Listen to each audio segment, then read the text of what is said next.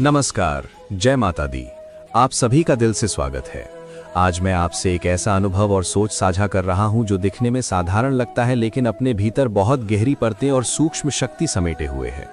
ये उन लोगों के लिए है जो किसी खास इंसान को दिल से चाहते हैं, सच्चे मन से चाहते हैं, जिनकी भावना में कोई बनावट नहीं है, लेकिन तमाम कोशिशों के बाद भी सामने वाला व्यक्ति या तो उन्हें समझ नहीं पा रहा या फिर किसी कारणवश लगातार नजरअंदाज कर रहा है। चाहे वो स्त्री हो या पुरुष, ये विषय सिर्फ आकर्षण या पसंद का नहीं, बल्कि मन, भावना और चेतना के उस स्तर का है जहां शब्दों से ज्यादा असर अनुभूति का होता है। और इसी वजह से इस प्रक्रिया में सबसे पहली और सबसे जरूरी शर्त यही है कि जिस व्यक्ति का नाम आप मन में लें, उसके प्रति आपके भीतर सच्ची भावना हो, कोई दिखावा ना हो, कोई अहंकार ना हो, कोई मजाक या प्रयोग की मानसिकता ना हो, क्योंकि भावनाओं के साथ किया गया हर कार्य जिम्मेदारी मांगता है। और अगर हल्केपन में, हंसी मजाक में या किसी को आजमाने के इरादे से किसी का नाम लिया गया, तो उसका प्रभाव आपकी सोच से बिल्कुल अलग दिशा में भी जा सकता है। ये कोई फिल्मी कहानी नहीं है, ना कोई चमत्कारी दावा और ना ही कोई ऐसा उपाय जिसे दिखावे के लिए बताया जाए, बल्कि ये वो गुप्त अनुभव है जो सदियों से सिद्ध पुरुषों, तांत्रिकों और गांव के बुजुर्गों ने अपने जीवन के अनुभव, प्रयोग और समझ से सीखा और पीढ़ी दर पीढ़ी आगे बढ़ाया। इसमें न किसी मंत्र की आवश्यकता है, न किसी कठिन साधना की बाध्यता, न किसी विशेष पूजा पाठ या दिखावे का नियम। बस एक छोटा सा काम है, और वो भी उस समय जब इंसान सबसे ज्यादा स्वाभाविक, सरल और भीतर से सच्चा होता है, यानी मूत्र विसर्जन के समय। भले ही ये बात सुनने में अजीब लगे, क्योंकि हमें बचपन से यही सिखाया गया है कि ये सिर्फ एक शारीरिक क्रिया है और इसका मन या ऊर्जा से कोई संबंध नहीं, लेकिन तांत्रिक विद्या और अनुभवजन्य ज्ञान मानता है कि जब शरीर से अशुद्धियां बाहर जाती हैं, तो उसी क्षण मन भी हल्का होता है और चेतना कुछ पलों के लिए खुल जाती है। उस समय ना कोई तनाव होता है, ना कोई बनावट, ना किसी को प्रभावित करने की लालसा, बस आप और आपकी सच्ची भावना होती है। और यदि उसी क्षण आप उस स्त्री का नाम मन ही मन पूरी श्रद्धा, विश्वास और भाव के साथ दोहराते हैं, तो वो नाम केवल शब्द बनकर नहीं रह जाता, बल्कि एक ऊर्जा का रूप ले लेता है और ब्रह्मांड में एक विशेष कंपन पैदा करता है।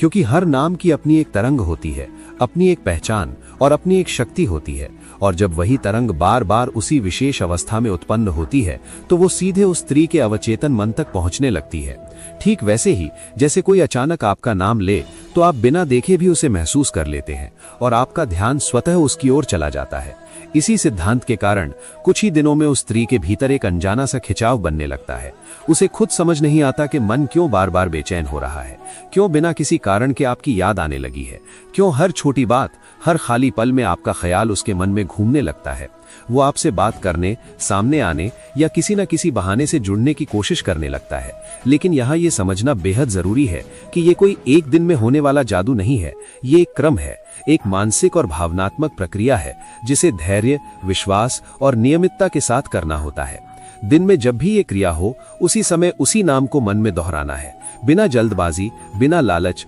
बिना किसी को नुकसान पहुंचाने की नीयत के, सिर्फ अपनी सच्ची चाह और भावना के साथ। और जैसे जैसे दिन बीतेंगे, आप खुद उसके व्यवहार में, उसकी नजरों में, उसके शब्दों में और उसके रवैये में बदलाव महसूस करने लगेंगे। और यहीं से ये विषय और भी गहराई पकड़ता है, क्योंकि इसके बाद कुछ ऐसे नियम और सावधानियां आती हैं जिनका जानना आगे की प्रक्रिया के लिए बेहद जरूरी होता है। इस पूरे टोटके का सबसे गहरा और अहम रहस्य यही बताया जाता है कि ये सीधा आत्मा के स्तर पर काम करता है। इसमें किसी तरह का छल, लालच या धोखे का रास्ता नहीं अपनाया जाता, बल्कि केवल भावना की ताकत को केंद्र बनाया जाता है। भावना भी ऐसी जो सच्ची हो, गहरी हो और पूरी निष्ठा के साथ जुड़ी हो। और कहा जाता है कि जब कोई पुरुष ऐसी भावना किसी स्त्री के लिए अपने भीतर पालता है, तो ब्रह्मांड के नियमों के अनुसार वही भावना धीरे धीरे उसे अपनी ओर खींचने लगती है। अब यहीं से इस टोटके का वो रूप शुरू होता है जिसे इसका असली और सबसे शक्तिशाली चरण माना जाता है, क्योंकि ये केवल मन में नाम जपने तक सीमित नहीं रहता, बल्कि एक ऐसी विशेष क्रिया से जुड़ जाता है जिसे तांत्रिक विद्या में स्त्री की ऊर्जा से सीधा संबंध रखने वाला बताया गया है।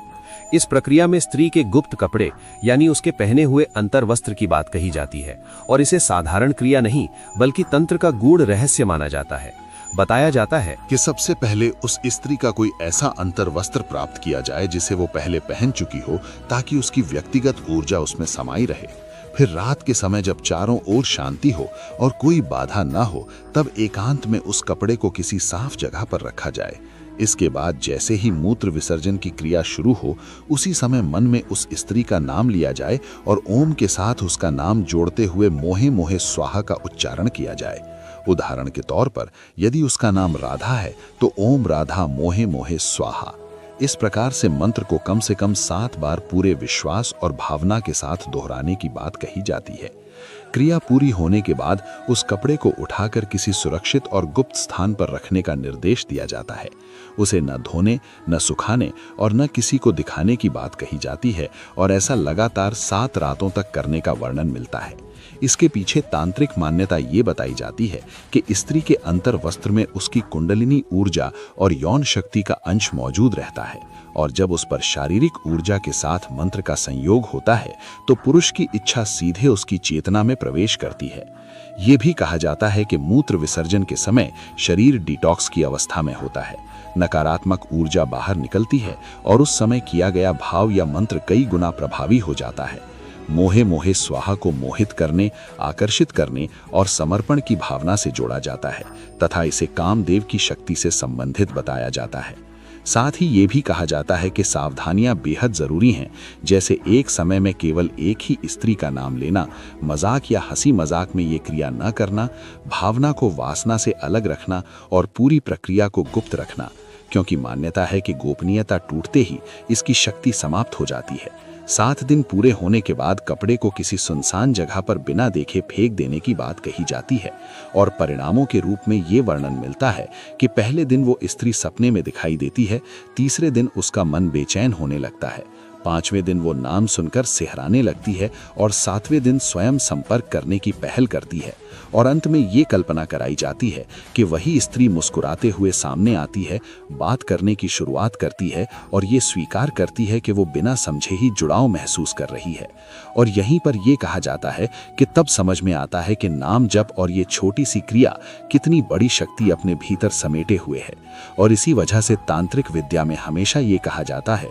कि ऐसी प्रक्रियाओं को हल्के में नहीं लेना चाहिए, क्योंकि यहाँ काम केवल शरीर का नहीं बल्कि मन, भावना और चेतना का होता है। जब कोई पुरुष इस विधि को करता है तो असल परीक्षा उसकी नीयत की होती है। अगर नीयत में स्वार्थ, अहंकार या केवल वासना है तो वही ऊर्जा विकृत रूप ले लेती है और परिणाम विपरीत ही हो सकते हैं। लेकिन अगर भावना में सच्चा जुड़ाव, अपनापन और स्वीकार करने की शक्ति है तो वही भावना धीरे धीरे सामने वाले के मन में एक खाली जगह भरने लगती है। तांत्रिक अनुभव बताते हैं कि कई बार स्त्री को खुद समझ नहीं आता कि वो क्यों बार बार उसी व्यक्ति के बारे में सोच रही है, क्यों बिना वजह मन भारी हो रहा है, क्यों किसी और से बात करते हुए भी ध्यान कहीं और चला जाता है। ये वही अवस्था होती है जहां चेतना पर असर शुरू हो चुका होता है, लेकिन ये असर शोर नहीं करता, ये चुपचाप भीतर ही भीतर अपना काम करता है। इसी कारण कई लोग शुरुआत में परिणाम पहचान नहीं पाते और बीच में ही धैर्य खो देते हैं, जबकि तंत्र में सबसे जरूरी तत्व धैर्य ही माना गया है। कहा जाता है कि जिसने अपनी भावना पर नियंत्रण सीख लिया वही इस प्रकार की प्रक्रियाओं का सही अर्थ समझ सकता है, वरना अधीर मन खुद ही अपनी शक्ति को कमजोर कर देता है। यही कारण है कि इस पूरी प्रक्रिया में गोपनीयता पर इतना जोर दिया गया है, क्योंकि जैसे ही किसी तीसरे व्यक्ति की ऊर्जा या शक इसमें प्रवेश करता है, मन का संकल्प टूटने लगता है और ऊर्जा बिखर जाती है। तांत्रिक ग्रंथों में ये भी उल्लेख मिलता है कि परिणाम हमेशा शब्दों या वादों के रूप में नहीं आते बल्कि संकेतों के रूप में सामने आते हैं, जैसे अचानक पुराने मैसेज याद आना, बिना वजह संपर्क करने का मन होना, आवाज सुनकर दिल की धड़कन तेज होना या किसी खास समय पर उसी व्यक्ति का ख्याल आ जाना। ये सब वही सूक्ष्म संकेत माने जाते हैं जो बताते हैं कि चेतना के स्तर पर जुड़ाव बन चुका है, और जब ये जुड़ाव बन जाता है तब बाहरी बातचीत या प्रयास अपने आप आसान हो जाते हैं, क्योंकि तब सामने वाला मन से पहले ही तैयार हो चुका होता है। यही वजह है कि इस पूरे मार्ग में कहा गया है